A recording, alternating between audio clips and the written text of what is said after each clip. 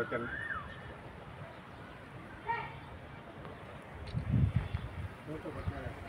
మొత్తం కొట్టేసి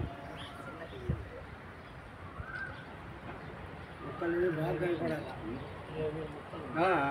ఎవరన్నా నాటేవాళ్ళు ఉన్నాయి చెప్తాను, ఖచ్చితంగా చెప్తాను.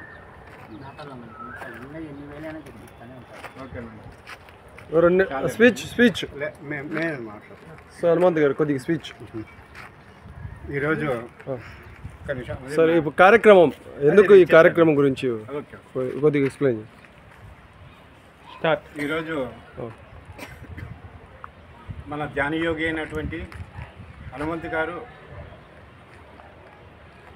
వృక్షో రక్షితే రక్షిత అన్నట్టు మొక్కల్ని నాటడం వలన పర్యావరణం మెరుగైపోయి మానవ జీవనావళికి ఒక సుమార్గంగా నిలబడుతుందనే ఒక లక్ష్యంతో ఆయన ఈ ప్రాణకోటిని రక్షించడానికి ఎన్నో నెలల నుంచి శ్రమించి దాదాపు 1,00,000 మొక్కల్ని పంపిణీ చేయడం జరిగింది. ఈ సందర్భంగా మేము మా తెలుగు వెలుగు సాహిత్య సామాజిక సేవా సంస్థ తరఫున ఆయన చేసిన ఈ గొప్ప కార్యానికి ఒక చిన్నపాటి సత్కారం చేసుకుంటున్నాం. అంతేకాకుండా చెదుడుకో నూలు పోగన్నట్టు మేము కూడా ఒక 100 మొక్కలకి మనం పంపిణీ చేయడం కోసం వాళ్ళకి విరాళంగా ఇస్తున్నాం. కాబట్టి ప్రతి ఒక్కరు కూడా మానవ సేవే మాధవ సేవ అనేటువంటి తత్వంలో నుంచి చూస్తూ ఈరోజు మనిషిని పెంచడం కంటే కూడా ఒక మొక్కను పెంచడం వల్ల ఇది ప్రపంచ మానవాళికి ఎంతో ఉపయోగపడుతుంది అనేటువంటి ఉద్దేశంతో ఈ మొక్కలు పెంచేటువంటి ఈ కార్యక్రమాన్ని మరి ఆయన స్ఫూర్తిగా తీసుకొని మేము కూడా మొక్కలు పెంచేటువంటి కార్యక్రమంలో భాగస్వామ్యం అవుతున్నాం.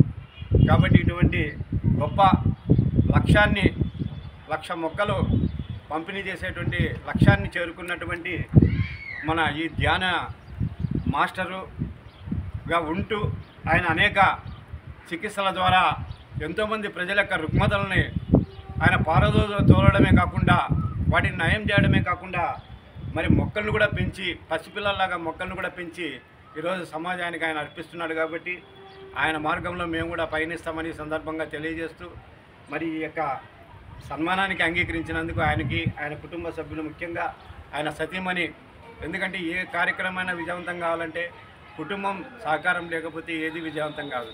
ఆ విధంగా మరి ఆమె భార్య కూడా, ఆయన భార్య కూడా, పిల్లలు కూడా ఈ యొక్క కార్యక్రమంలో భాగస్వామ్యమై స్పందించి చేదోడు వాదోడుగా ఉంటూ ఈ మహా ఉద్యమాన్ని ముందుకు తీసుకెళ్తున్నందుకు వారందరినీ కూడా అభినందిస్తూ ఈ అవకాశం ఇచ్చినందుకు వాళ్ళకి ప్రత్యేకంగా ధన్యవాదాలు తెలియజేస్తూ సెలవు తీసుకుంటాం. ఓకే సార్, మీరు కూడా మాట్లాడండి. మీరు కూడా మాట్లాడండి.